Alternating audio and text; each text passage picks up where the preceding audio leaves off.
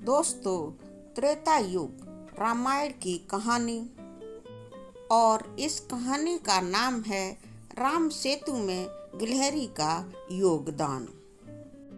दोस्तों, जब लंका का राजा रावण माता सीता का हरण करके उन्हें श्रीलंका ले जाता है, तो जब राम श्रीलंका में जाने के लिए तैयार होते हैं, तो श्रीलंका और भारत के बीच में समुंदर एक बहुत बड़ी बाधा के रूप में सामने आ जाता है। अब इस समुंदर पर पुल बनाने की बात होती है। श्री राम के साथ उनकी पूरी वानर सेना थी। और दोस्तों, यही वानर सेना समुद्र के ऊपर पुल बनाने का काम करने लग जाती है। और दोस्तों, पुल बनाने के लिए वानर सेना जो भी पत्थर उठाती है, उस पर भगवान श्री राम का नाम लिख देती है और उसके बाद पुल बनाने के लिए समुद्र में उस पत्थर को डाल देती है। अब होता क्या है दोस्तों, भगवान राम का नाम लिखा होने की वजह से पत्थर समुद्र में ऊपर तैरते रहते हैं। और पत्थरों का यह नज़ारा देखकर सभी वानर बहुत खुश होते हैं। और अब बहुत ज़्यादा तेजी के साथ समुद्र में राम भगवान के नाम के लिखे हुए पत्थर समुद्र में पुल बनाने के लिए डालने लगते हैं।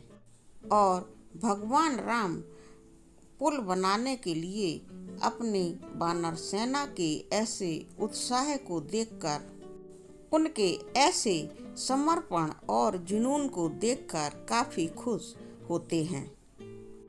दोस्तों, होता क्या है कि उस समय उस जगह पर एक गिलहरी भी होती है, जो कि भगवान राम की मदद करने के लिए अपने छोटे से मुंह में छोटे छोटे पत्थरों को दबा दबा करके समुंदर में पुल बनाने के लिए डाल रही थी। और गिलहरी को ऐसा करते हुए एक वानर चुपचाप देख रहा था। कुछ देर बाद वही वानर उस गिलहरी का मजाक बनाता है। वानर गिलहरी से कहता है, हे गिलहरी, तुम तो इतनी छोटी सी तो हो, तुम तो समुंदर से दूर ही रहो। कहीं ऐसा ना हो कि तुम इन बड़े बड़े पत्थरों के नीचे दबकर रह जाओ और फट से मर जाओ।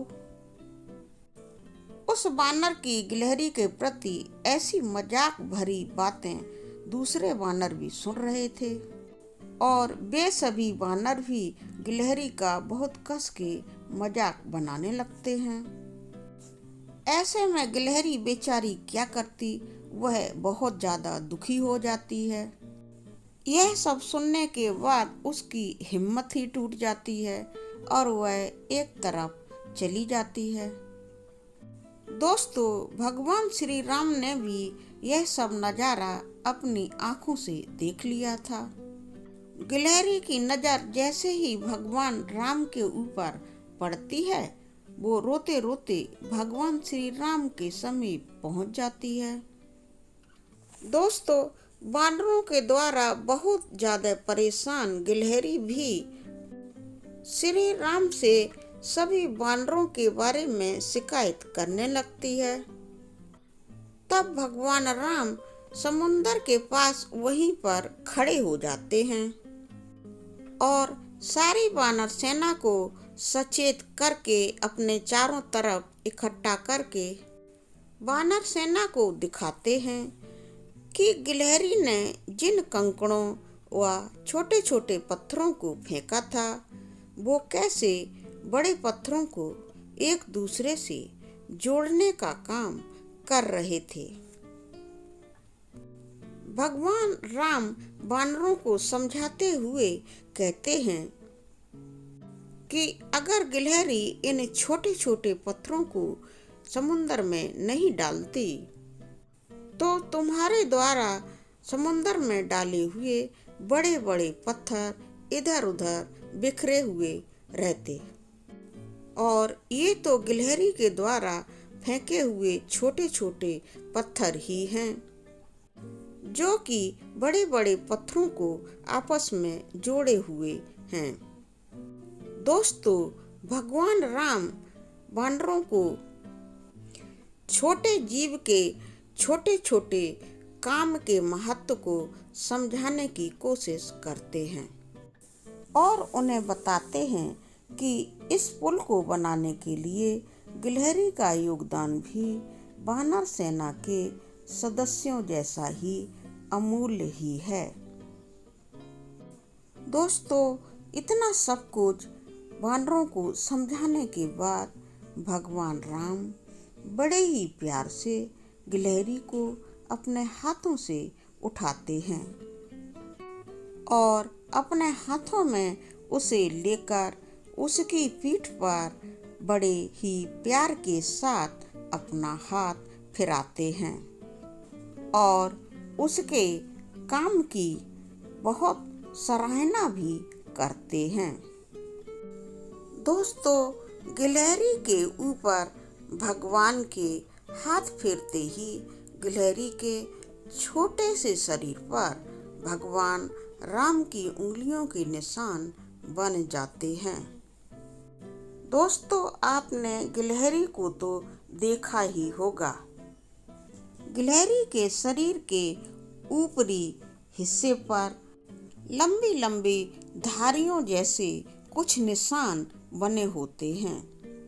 दोस्तों, मान्यता यह है कि भगवान राम ने जब गिलहरी की सराहना करते हुए उसके ऊपर बड़े प्यार से हाथ फिराया था, तब से ही गिलहरियों की संरचना ऐसी होने लगी है कि गिलहरियों के शरीर पर मौजूद सफ़ेद धारियाँ कुछ और नहीं हैं, बल्कि भगवान राम की उंगलियों के निशान के रूप में मौजूद उनका आशीर्वाद ही धारियों के रूप में है।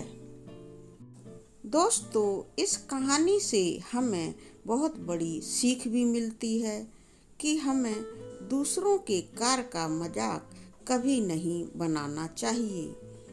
कार्य में किसी भी तरह का योगदान महत्वपूर्ण होता है। साथ ही दूसरों द्वारा मजाक बनाए जाने के बावजूद आपको अपना आत्मविश्वास भी नहीं खोना चाहिए। तो दोस्तों, ये थी एक त्रेता युग की प्रसिद्ध कहानी कि इतना छोटा जीव होने के बावजूद भी गिलहरी ने राम सेतु बनने में अपना योगदान किस तरह से किया था।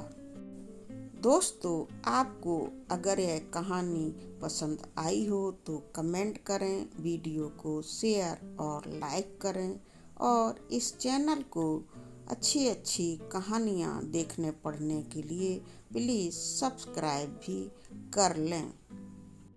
पूरा वीडियो देखने के लिए आपको बहुत बहुत धन्यवाद।